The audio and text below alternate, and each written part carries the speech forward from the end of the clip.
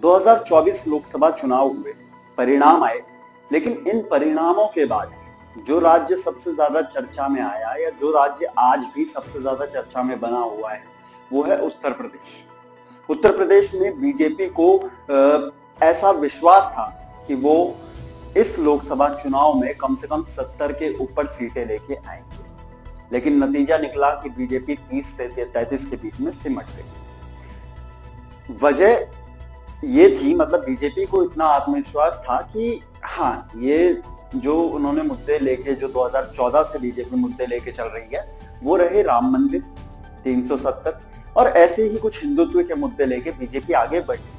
और ऐसा नहीं है कि राम मंदिर का सिर्फ वादा किया गया, राम मंदिर बना भी, और ये अभी हाल ही में इन्होंने उसकी भव्य प्राण प्रतिष्ठा करी, भव्य समारोह जो है वो राम मंदिर का किया गया। उसके बावजूद यूपी में खासकर अयोध्या सीट पे बीजेपी हार जाए, ये बात हजम करना हर किसी के लिए उतना ही मुश्किल हो रहा है जैसे दांतों से लोहे के चने चबाना। तो बात करते हैं कि आखिर क्या वजह रही जिस वजह से योगी मॉडल नहीं चल पाया। योगी जिनके काम की इतनी तारीफ की जाती थी और मोदी योगी की जोड़ी को सुपरहिट जोड़ी माना जाता था। कुछ समय पहले तक तो ये भी बयानबाजी चल रही थी कि अगर अगला प्रधानमंत्री कोई बनेगा तो वो मुख्यमंत्री जो अभी उत्तर प्रदेश के थे योगी, वो बनेंगे। लेकिन उसके बाद ऐसा क्या हुआ कि एक लोकसभा चुनाव में पूरी बाजी पलट गई। सारा वोट बैंक जहां बीजेपी ने सोपड़ा साफ कर रखा था हर राजनीतिक पार्टी का, वहां बीजेपी के जीत के या बीजेपी को एक एक सीट पर संघर्ष करना पड़ गया, खासकर अयोध्या की सीट। तो ये बात करती है कि किन कारणों की वजह से इस बार बीजेपी को यूपी में हार का सामना करना पड़ा। एक वजह आत्मविश्वास कहा जा सकता है कि बीजेपी को बहुत ज्यादा आत्मविश्वास था, क्योंकि अगर आपने डिबेट्स देखी होगी जब चुनाव के एग्जिट पोल चल रहे थे, उस दौरान जो भी डिबेट्स चल रही थी बीजेपी का हर नेता यही कह रहा था कि इस बार तो 70 पार हो जाएगी, 73 पार हो जाएगी यूपी में। लेकिन जब नतीजा आया तो कुछ उल्टा ही दिखा। तो एक आत्मविश्वास लोगों के अंदर था कि योगी मोदी मॉडल कमाल कर देगा, और यही आत्मविश्वास की वजह से उतना अच्छा प्रचार बीजेपी ने यूपी में नहीं किया। सिर्फ ध्यान दिया गया राम मंदिर बना है, इस बार जो राम को लाए हैं हम उनको लाएंगे। लेकिन असल में सिर्फ राम मंदिर का मुद्दा यूपी में काम नहीं करने वाला था। उसके अलावा बेरोजगारी पे भी बात करनी चाहिए थी, जमीनी मुद्दों पे भी ध्यान देना चाहिए था। दूसरी बात आत्मविश्वास से ही जोड़ के आप ले लीजिए कि इस बार जो बहुत बार सांसद रह चुके हैं, अयोध्या की अगर हम बात करें तो लल्लू सिंह को, जो बहुत बार पहले भी सांसद रह चुके हैं, उनको फिर से मैदान में उतार दिया गया, एज अ कैंडिडेट चुन लिया गया कि हाँ ये चुनाव लड़ेंगे। अब उनको एक तो एंटी इनकम्बेंसी भी थी उनके खिलाफ कि लोग बहुत टाइम से सांसद थे तो लोग उनके काम से नाराज भी चल रहे थे, और दोबारा उन्हीं को उतार दिया। वहीं अगर हम अखिलेश यादव की बात करें तो सपा की तरफ से अवधेश प्रसाद को वहां पे कैंडिडेट उतारा गया, जो कि एक प्रयोग था कि एक दलित नेता को कैंडिडेट उतारा जाए।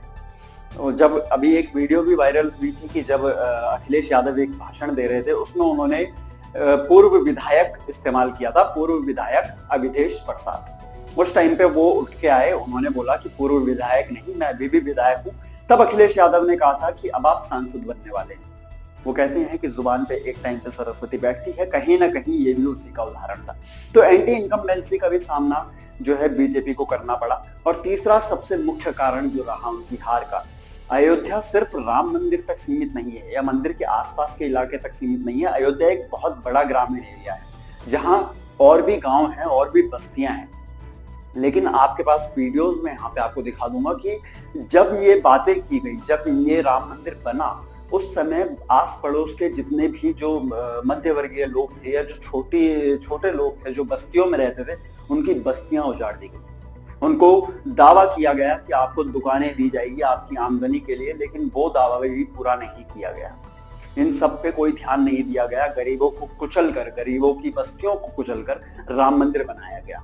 सबसे ज्यादा चर्चा इस चीज पे हो रही है। जाते जाते एक चीज और कि आप जितने भी लोग हैं जो हिंदुओं को गाली दे रहे हैं कि अयोध्या के हिंदू गद्दार हैं, तो ये जनता का अपना मन है। जनता चाहे जिस मर्जी को जिता सकती है, ये जनता का अपना एक ओपिनियन है। इस पे आप किसी के ऊपर भी उंगली नहीं उठा सकते। तो इस तरह की बेतुकी बातें करना संस्कारों की ओर इशारा करता है। फिलहाल अभी इतना ही। बने रहिए हमारे साथ और खबरों के लिए। धन्यवाद। आप भगवान का घर बना रहे हैं, गरीब का घर तोड़ रहे, उससे भगवान भी नहीं खुश होगा। समझे? किसी कोई भगवान नहीं खुश होगा। तुम लाख मंदिर बना दो, लाख मंदिर बना दो, लाख भगवान बना दो, लोग खुश नहीं होंगे। किसी गरीब का घर तोड़ोगे। समझे? आप भगवान का मंदिर बनाएंगे, मस्जिद बनाएंगे, लेकिन गरीब का झोपड़ा तोड़ के कोई भगवान नहीं खुश होगा। उसमें भगवान नहीं बैठेंगे। किसी गरीब का झोपड़ा तोड़ के उनको बेघर करके भगवान बैठा लो, वो भगवान नहीं बनाएंगे। राम को भक्त बनते हो, राम के भक्त बनते हो, राम के भक्तों को तकलीफें दे रहे हो। वो सरकार नहीं है। जब एक पत्थर की भगवान की इतनी इज्जत, जीते जागते इंसानों की इतनी बेकदरी, वो सरकार नहीं है जो गरीबों को बेघर कर दे, जो बेसहारों को सहारा छीन ले। वो सरकार नहीं है, नहीं है सरकार।